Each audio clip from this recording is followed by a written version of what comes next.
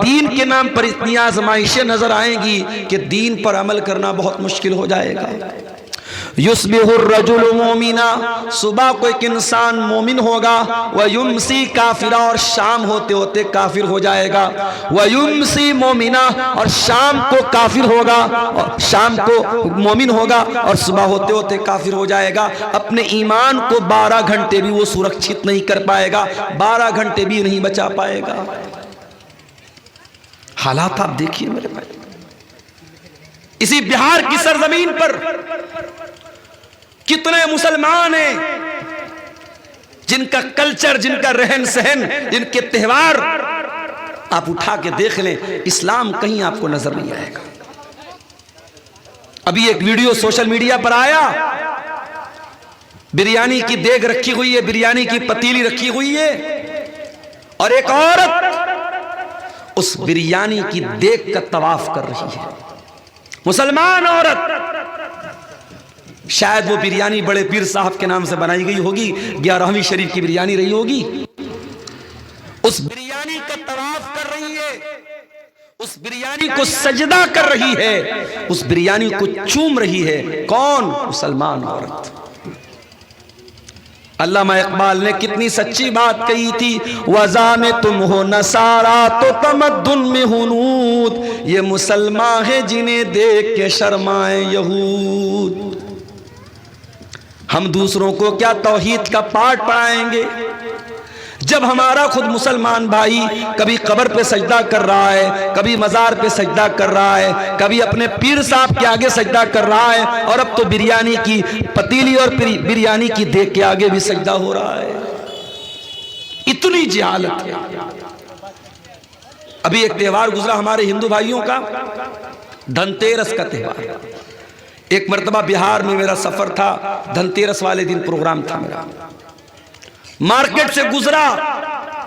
हमारे हिंदू भाइयों क्या एक उनका मानना है, उनकी मान्यता है, उनका एक अकीदा कह लीजिए, उनकी आस्था है कि धनतेरस वाले दिन वो कुछ ना कुछ जरूर खरीदते हैं। गरीब आदमी कुछ नहीं खरीद सकता तो झाड़ू खरीदता है।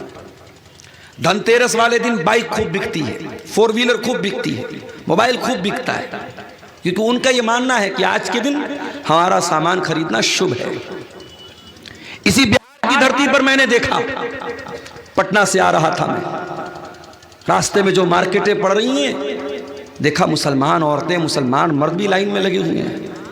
तो मुझे लोगों ने बताया कि मुसलमान भी बहुत सारे गांव में और बहुत सारे इलाकों में मुसलमान भी ये मानता है धनतेरस के दिन कुछ ना कुछ जरूर खरीदना चाहिए। ये मुसलमान का हाल है। अपने दीन का, अपने ईमान का, अपने अकीदे का कोई अता पता नहीं है। इस्लाम के अंदर इतनी सादगी, इतना सिंपल दीन है ये। इस्लाम के अंदर कोई फालतू त्योहार नहीं है।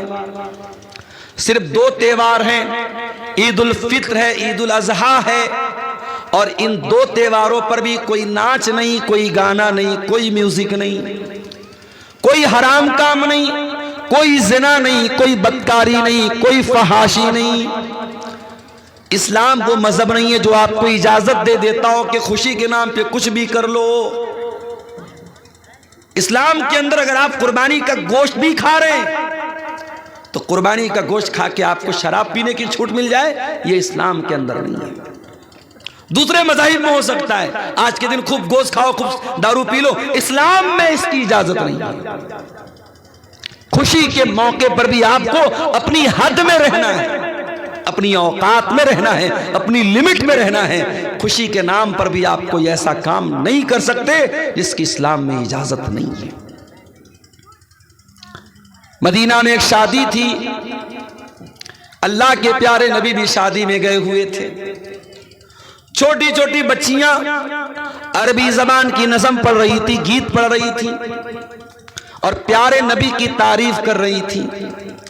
अपनी उसी अरबी की नज़म में उन बच्चियों ने कहा, वफीना नबियुन यालमु मा फी गदी, हमारे बीच में एक ऐसा नबी है जो आने वाले कल की बात को जानता है, जो भविष्य की बातों को जानता है, जो फ्यूचर की बातों को जानता है। अल्लाह के प्यारे नबी के कानों में ये जुमले पड़ गए आपने उन बच्चियों से कहा, ऐ बच्चियों, ये मत कहना, इसको दोबारा मत पढ़ना, इस लाइन को छोड़ दो, बाकी तुम पढ़ रही थी पढ़ती रहना। आपने खुशी के मौके पर भी उन बच्चियों को कोई ऐसी नात पढ़ने की, कोई ऐसी लाइन पढ़ने की परमिशन नहीं दी जो गलत हो, जो इस्लाम के अंदर जायज ना हो। इस्लाम तो वो मजहब है मेरे भाई। दुनिया के और मजाहिब में इंसान अगर मर गया, कहीं बैंड बाजा बजा करके उसकी अर्थी निकल रही है, कहीं सारे लोग कोई चीज पढ़ रहे हैं, या गम के नाम पर सब लोग रो रहे हैं, बड़ी बड़ी बातें कर रहे हैं। इस्लाम में गम के नाम पर भी आपको अपनी हद से निकलने की इजाजत नहीं दी गई। आपके जितने भी करीबी रिश्तेदार का इंतकाल हो जाए, बच्चे का इंतकाल हो जाए, माँ को इजाजत नहीं, बेटे का इंतकाल हो जाए, बाप को इजाजत नहीं, बीवी का इंतकाल हो जाए, शौहर को इजाजत नहीं कि वो अपने गरेबान को चाक करे, अपना कपड़ा फाड़े, अपने गाल पे थप्पड़ मारे। अल्लाह के प्यारे नबी फरमाते हैं, लैसा मिन्ना मन लतमल खुदूदा व शक्कल जुयूबा व दावल जाहिलिया। वो इंसान हम में से नहीं है जो दौरे जाहिलियत की पुकार पुकारे, जो गम की हालत में अपने चेहरे पर, अपने रुखसार पर थप्पड़ मारे, जो अपने गरेबान को चाक करे। गम की हालत में भी इस्लाम में इसकी इजाजत नहीं है। हमारे नबी के ऊपर क्या गम नहीं है? हमारे नबी ने 3 बेटियों का जनाजा उठाया। 3 बेटियों का इंतकाल प्यारे नबी की जिंदगी में हुआ। 3 बच्चों का इंतकाल, कासिम का, अब्दुल्ला का, इब्राहिम का, 3 बच्चों का इंतकाल, 3 बेटों का इंतकाल नबी के सामने हुआ। नबी अपने बच्चों के मरने पर नबी की आंखों से आंसू भी आए, नबी रोए भी हैं, और नबी के आंसुओं का जिक्र हमें हदीस की किताबों में मिलता है। उठाइए बुखारी की रिवायत, अल्लाह के प्यारे नबी को बच्चा हुआ हजरत मारिया के पेट से। आपको भी शौक था, आपको भी अरमान था, अल्लाह मुझे बेटा दे दे। आपके 2 बेटे पहले पैदा होकर के बचपन में ही इंतकाल कर गए थे, तीसरा बेटा था। आपने बहुत खुश होकर के अपने बच्चे का नाम इब्राहिम रखा, अपने बाप इब्राहिम के नाम पर। आपने अरब के दस्तूर के मुताबिक बच्चे को देहात भेजा, ताकि देहात के माहौल में बच्चा दाई के पास दूध भी पिएगा और देहात की आबो हवा में पलेगा बढ़ेगा, उसकी सेहत भी अच्छी होगी, उसकी जुबान भी अच्छी होगी। आपने अपने बच्चे को देहात भेजा। आपका बेटा 1 साल या 1.5 साल का था। आपके पास खबर आई कि आपका बेटा बहुत बीमार है। आप अपने साहबा को लेकर के इब्राहिम को देखने के लिए पहुंचे। इब्राहिम को लाया गया। आपने इब्राहिम को अपनी गोद में लिया, अपने हाथ में लिया। बुखारी के अल्फाज है, वह इब्राहिम यजूद बिनफ्सी। इब्राहिम अपनी आखिरी सांसें ले रहे थे, इब्राहिम का दम टूट रहा है, इब्राहिम की सांसें उखड़ रही हैं, और अल्लाह के प्यारे नबी अपने बच्चे को दम तोड़ता हुआ देख रहे हैं। अल्लाह के प्यारे नबी की आंखों से आंसू बहने लगे, आप रोने लगे। साहबे किराम ने कहा, अय अल्लाह के नबी, हम ये क्या देख रहे हैं? आप रो रहे हैं, आपकी आंखों से आंसू बह रहे हैं। आपने फरमाया, हाय मेरे साहबा, हाज़िही रहमतुन जअलहा अल्लाहु फी कुलूबि इबादी। ऐ मेरे साहबा, ये आंसू तो एक बाप के आंसू हैं जो अपने बेटे के लिए रो रहा है। एक बाप अपने बच्चे के ऊपर आंसू बहा रहा है। ऐ मेरे साहबा, मेरा बच्चा दुनिया से जा रहा है, अपने बेटे को मरता हुआ देख करके एक बाप की आंखों से आंसू बह रहे हैं। उसके बाद आपने क्या फरमाया, जरा गौर करना मेरे भाइयों। आपने फरमाया, इन्नल ऐना तदमा वल क़ल्ब यहज़ुन वला नक़ूलु इल्ला मा यरज़ा रब्बुना व इन्ना बिफ़िराक़िका या इब्राहीम लमहज़ूनून। ऐ मेरे बच्चे इब्राहिम, तेरे जाने से तेरे बाप की आंखों से आंसू बह रहे हैं, तेरे बाप का दिल गमगीन है। और है मेरे बच्चे, तेरे जाने से तेरा बाप बहुत दुखी है, मगर तेरा बाप अपनी जबान से कोई ऐसी बात नहीं निकालेगा जिससे अल्लाह नाराज हो जाए। यह है इस्लाम। बेटे के इंतकाल पर भी मुहम्मदुर रसूलुल्लाह सल्लल्लाहु अलैहि वसल्लम ने अपनी जबान से कोई ऐसा जुमला नहीं निकाला जिससे अल्लाह नाराज हो जाए। और आगे बढ़िए, बुखारी की एक दूसरी हदीस देखिए, अल्लाह के रसूल के पास खबर आई कि आपके किसी नवासे या नवासी की तबीयत बहुत ज़्यादा ख़राब है, आखिरी टाइम है, आपकी बेटी ने बुलवाया है कि अब्बा जान को बुला के लाओ, मेरा बेटा दुनिया से जा रहा है, मेरी बेटी बहुत बीमार है, दुनिया से जा रही है, जाओ मेरे अब्बा को बुला के लाओ।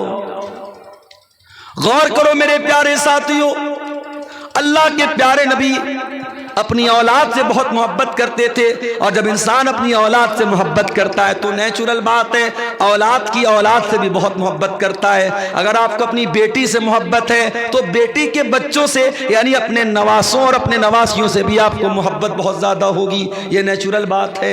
अल्लाह के प्यारे नबी को भी अपने नवासे से बहुत ज़्यादा मोहब्बत थी, लेकिन जब बेटी का पैगाम आया, अब्बा को बुलाया जा रहा है, अल्लाह के प्यारे नबी ने बेटी के पास पैगाम भिजवाया, जाओ मेरी बेटी से कह देना इन्ना लिल्लाहि मा आता व लहू मा अखज़ व कुल्लु शैइन इंदहू बिअजलिन मुसम्मा।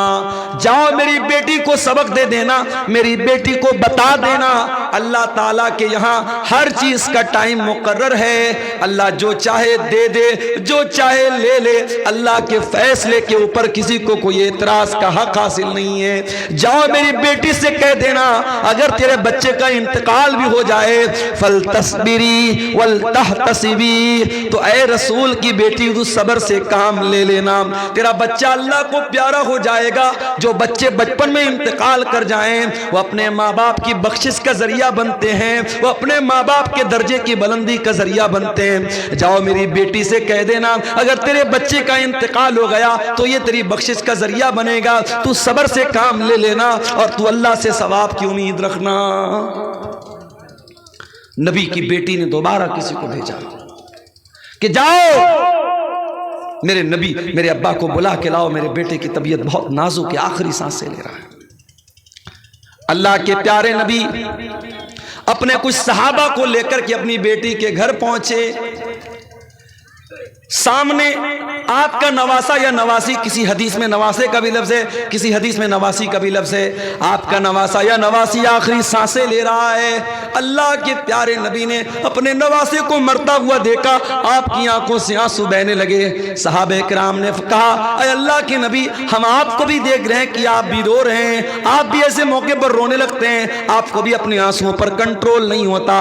आपने फरमाया इन्नमा यरहमुल्लाहु मिन इबादिहिर राहिमीन, ऐ मेरे सहाबा ये आंसू तो रहमत की निशानी है, और अल्लाह ताला अपने उन्हीं बंदों पर रहम फरमाता है जिन बंदों के दिल के अंदर रहमत पाई जाती हो, रहम पाया जाता हो।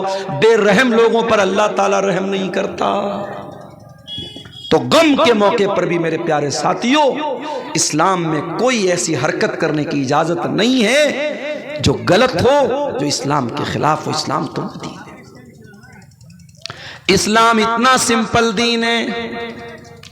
बच्चा पैदा हुआ, दुनिया के और मज़ाहिब में क्या होता है, बच्चा पैदा हुआ तो लोग क्या क्या करते हैं।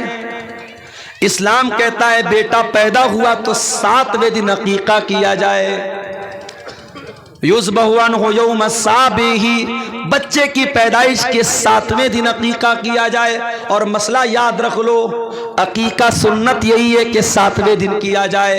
हाँ अगर बहुत मजबूरी है, बाप के पास पैसा नहीं है, जानवर लाने की ताकत नहीं है, या कोई बहुत बड़ा मसला है और 7वां दिन अगर क्रॉस हो गया तो फिर उसके बाद कभी भी कर सकते हो। फिर कोई ज़रूरी नहीं कि 14वें दिन किया जाए या 21वें दिन किया जाए। सुन्नत तो ये है, अफजल तो ये है कि 7वें दिन किया जाए। अगर 7वें दिन न हो सके तो फिर कभी भी कर सकते हैं, ये मसला याद है।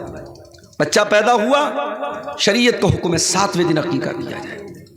और बाप के पास अगर ताकत है अकीका करने की और फिर भी अकीका नहीं करता है, और बाद में मौलवी साहब से पूछता है मौलवी साहब वलीमा हो रहा है घर में, क्या उसमें अकीका कर सकता हूं क्या? कुर्बानी कर रहा हूं बकरीद के मौके पर, क्या कुर्बानी में अकीका का भी जानवर ला सकता हूं क्या? याद रखो, अगर बच्चे की पैदाइश के 7वें दिन ताकत थी और आपने नहीं किया तो गलत किया, और इसका जवाब अल्लाह के आपको देना पड़ेगा। इसलिए कि अल्लाह के नबी फरमाते हैं, कुल्लु गुलामिन मरहून बिअकीकतिही, हर बच्चा अपने अकीका की वजह से गिरवी रहता है। गिरवी का मतलब समझते हैं आप? गिरवी, मिसाल के तौर पर मैंने आपको मोबाइल गिरवी के तौर पे दिया और 10,000 रुपया आपसे मैंने उधार लिया।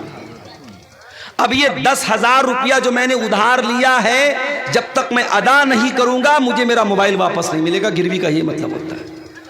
अल्लाह के नबी फरमाते, कुल्लु गुलामिन मरहून बिअकीकतिही, बच्चा गिरवी रहता है अपने अकीका की वजह से। जब तक उसका अकीका नहीं कर देंगे, बच्चा अपने माँ बाप की बख्शिश का जरिया नहीं बनेगा। या ये कह लीजिए कि बच्चे की तरबियत का और बच्चे के बाप होने का जो हक है वो आपका हक अधूरा माना जाएगा, और अल्लाह के आपकी पकड़ होगी कि आपके पास ताकत थी, पैसा था, रुपया था, आपने बच्चे का अकीका क्यों नहीं किया? 7वें दिन अकीका किया। और क्या करना है? वह युसम्मा, और बच्चे का नाम रखना है, और नाम भी बहुत सोच समझ के रखना है, क्योंकि नाम का असर पड़ता है इंसान की जिंदगी पर। बंगाल और बिहार में और खास तौर से आपकी शेरशाबादी बिरादरी में नामों के सिलसिले में मैं कभी कभी बड़ा परेशान हो जाता हूं। बड़े उल्टे सीधे नाम मिल जाते हैं। मुसलमान लड़का है और नाम बिल्कुल गैर इस्लामी या उल्टा सीधा नाम, ना अरबी में वैसा कोई नाम है ना उर्दू में वैसा कोई नाम है। नाम रखो तो एक बार किसी आलिम से मशवरा करो। एक जगह एक औरत ने अपनी बच्ची का नाम रखा अलम तरा। किसी ने पूछा, भाई तुमने ये नाम कहां से रखा? बोली, कुरान में आया अलम तरा। अरे अल्लाह की बंदी, अलम तरा कुरान में तो आया, कुरान में तो इबलीस भी आया है, कुरान में तो फिरौन भी आया, कुरान में तो हामान भी आया। किसी लफ्ज का कुरान में आना ये इस बात की दलील नहीं है कि उसको नाम बना लिया जाए। आजकल एक नया ट्रेंड चला है इंटरनेट पर देख करके नाम रखने का। इंटरनेट पर नाम देखा अनानिया, नाम रख दिया अनानिया। अरे अल्लाह के बंदे, अनानिया का क्या मतलब होता है? तू अरबी जबान जानता नहीं, तू किसी आलिम से कांटेक्ट करता नहीं, तू इंटरनेट के फतवे पर अमल करता है। अपने बच्चे का सही नाम रखो। या तो अपने बच्चों का नाम सहाबा के नाम पे रखो, सहाबियात के नाम पे रखो, नबियों के नाम पे रखो। या अगर लड़का पैदा हुआ है तो अल्लाह ताला के 99 नामों में से किसी एक नाम को ले लो और साथ में अब्द लगा दो। जैसे अल्लाह के 99 नामों में एक नाम अर्रज़्ज़ाक़ है, आप अब्द लगा के अब्दुल रज़्ज़ाक़ कर सकते हो। अल्लाह के 99 नामों में अर्रहमान है, आप अब्द लगा के अब्दुल रहमान कर लो, अब्दुल वहाब कर लो, जितने अल्लाह ताला की जितने नाम हैं उसमें आप अब्द लगा करके बच्चे का नाम, लड़के का नाम रख सकते हैं। या सहाबा के नाम पे रख दीजिए या सहाबियात के नाम पे रख दीजिए। और अल्लाह के नबी फरमाते वयुहलक़ु रासुहु, बच्चे का नाम रखा जाए, 7वें दिन बच्चे का अकीका किया जाए और बच्चे का बाल मुड़वाया जाए। 7वें दिन बच्चे का बाल मुड़वाया जाए। और उस हदीस से यह भी पता चलता है कि बाल के वजन के बराबर चांदी अल्लाह की राह में सदका की जाए। यह है इस्लाम की तालीम। बच्चा पैदा हुआ, इस्लाम की तालीम यह है। और आगे बढ़ो, बच्चा थोड़ा समझदार हुआ, इस्लाम यह कहता है कि तू बाप है, तू माँ है। बच्चा तुझसे सीखता है। बच्चा स्कूल बाद में जाता है, मदरसा बाद में जाता है, पहले माँ से सीखता है, पहले बाप से सीखता है। बाप अगर सिगरेट पीने वाला है, बाप गुटखा खाने वाला है, बाप शराब पीने वाला है, बाप गाली देने वाला है, बच्चे को सिखाने की जरूरत नहीं है। बच्चा तेरे कहे बगैर गाली देना शुरू कर देगा, तेरी गैर मौजूदगी में सिगरेट का कश लगाना भी शुरू कर देगा। बच्चा बुरी आदतों को अपने बाप से पहले सीखेगा। माँ अगर बेहया है, माँ पर्दे का ख्याल नहीं करती, माँ नमाज नहीं पढ़ती, माँ को ज़बान पर कंट्रोल नहीं है, माँ शौहर की नाफरमानी करती है, माँ शौहर के साथ बदतमीजी करती है। छोटी बच्ची है 4 साल की, 5 साल की, अपनी माँ को देख करके सब सीख रही है। अल्लाह के प्यारे नबी फरमाते हैं कुल्लु मौलूदिन यूलदु अलल फित्रा, हर बच्चा जब पैदा होता है इस्लाम पर पैदा होता है, फितरत पर पैदा होता है।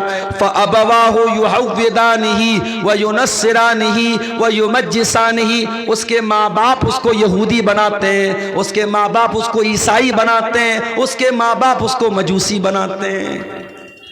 बच्चा तो बड़ा मासूम होता है मेरे भाई, जो सिखाओगे वो सीखेगा। अभी मुंबई में 6 साल का बच्चा, उसने 11 महीने में कुरान हिफ्ज करके रिकॉर्ड कायम किया है। अखबार की न्यूज़ मेरे पास मौजूद है, आप कहेंगे तो मैं आपको कटिंग दिखा दूंगा। मुंबई में अहले हदीस का बहुत बड़ा इदारा है, जामिया इस्लामिया मुंबरा। उस बच्चे ने, जो एक आलिम का लड़का है, बाप आलिम है उसके, 11 महीने में 6 साल का बच्चा कुरान पूरा याद कर लेता है। और ये कमाल उस बच्चे का भी है और ये कमाल कुरान का भी है कि अरबी ज़बान उसकी भाषा नहीं है, उसकी लैंग्वेज अरबी नहीं है। वो हिंदुस्तान का रहने वाला, वो इंडिया का रहने वाला, वो उर्दू बोलने वाला बच्चा है। कुरान अरबी ज़बान में है, उसकी लैंग्वेज नहीं है, उसके लिए विदेशी लैंग्वेज है, फॉरेन लैंग्वेज है, मगर कुरान एक गैर ज़बान होने के बावजूद बच्चा फौरन उसको पढ़ता है और कैच कर लेता और याद कर लेता है। ये मोजज़ा है मेरे प्यारे साथियों कुरान हकीम का।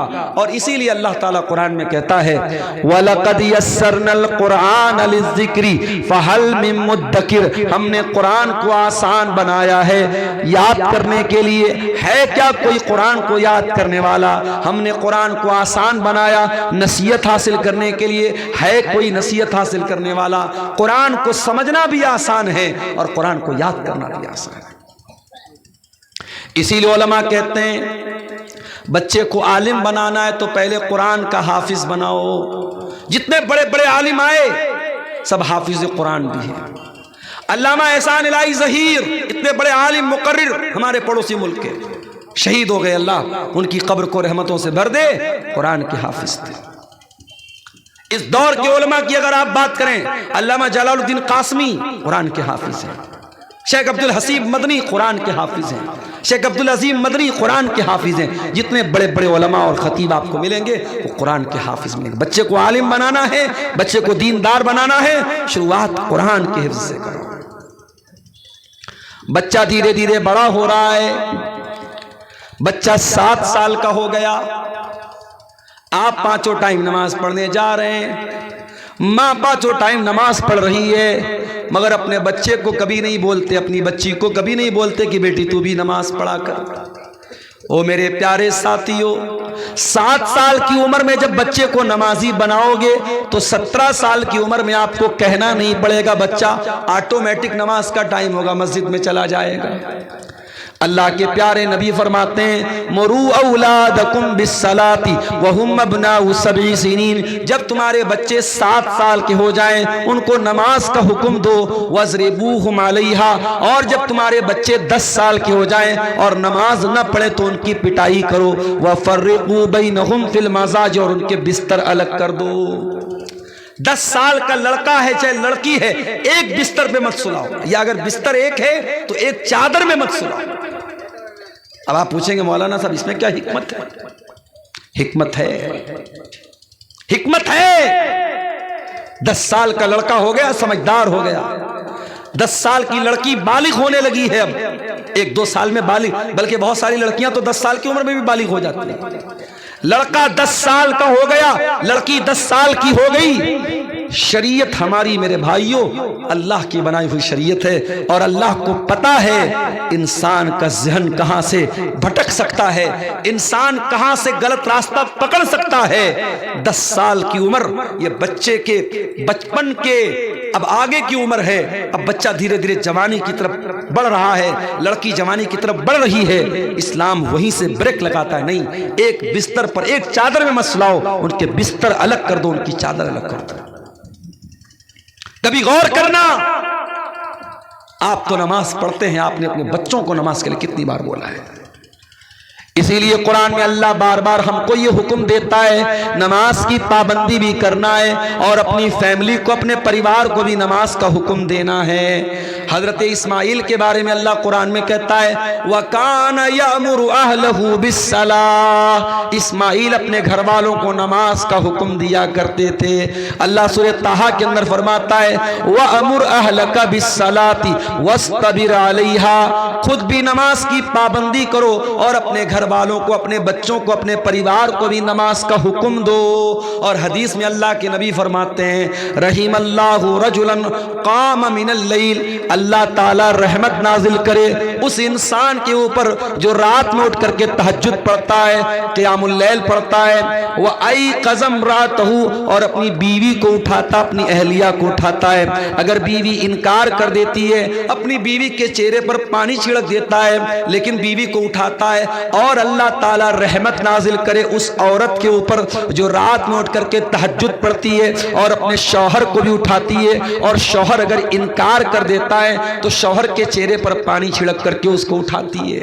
परिवार हो तो ऐसा हो, जोड़ी हो तो ऐसी हो, फैमिली हो तो ऐसी हो कि मर्द और औरत, मियाँ और बीवी, पति और पत्नी एक दूसरे के दीन के सिलसिले में मददगार बने, एक दूसरे के दीन की मदद करें। अगर बाप से गलती हो रही है तो बेटा अपने बाप को होशियार करे, बेटा गलती कर रहा है तो बाप अपने बेटे को डांटे। परिवार ऐसा होना चाहिए मेरे भाई। हजरत उमर बिन अब्दुल अजीज को देखो, कौन है ये जब खलीफा होते हैं, इनके पहले के जो लोग थे उन्होंने अवाम के साथ बहुत जुल्म किया था, बहुत मजलूमों का हक मारा था। उमर बिन अब्दुल अजीज खलीफा होते हैं, अब उनके सर के ऊपर ये जिम्मेदारी आ जाती है कि जितने लोगों के साथ अत्याचार हुआ है, जुल्म हुआ है, हक मारा गया है, उनका हक उनको दिला दें, किसी पर अन्याय न होने दें, किसी पर अत्याचार न होने दें।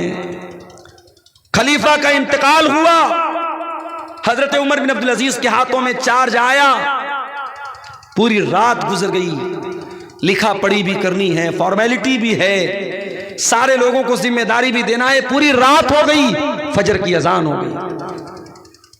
हजरत उमर बिन अब्दुल अजीज फजर की नमाज पढ़ने के बाद अपने कमरे में आते हैं और बिस्तर पर लेटने जाने लगते हैं। उनका बेटा अब्दुल मलिक आता है, 17 साल का जवान बेटा है, आकर के कहता अब्बा जान, अब्बा जान, अमीरुल मोमिनीन क्या करने जा रहे हैं?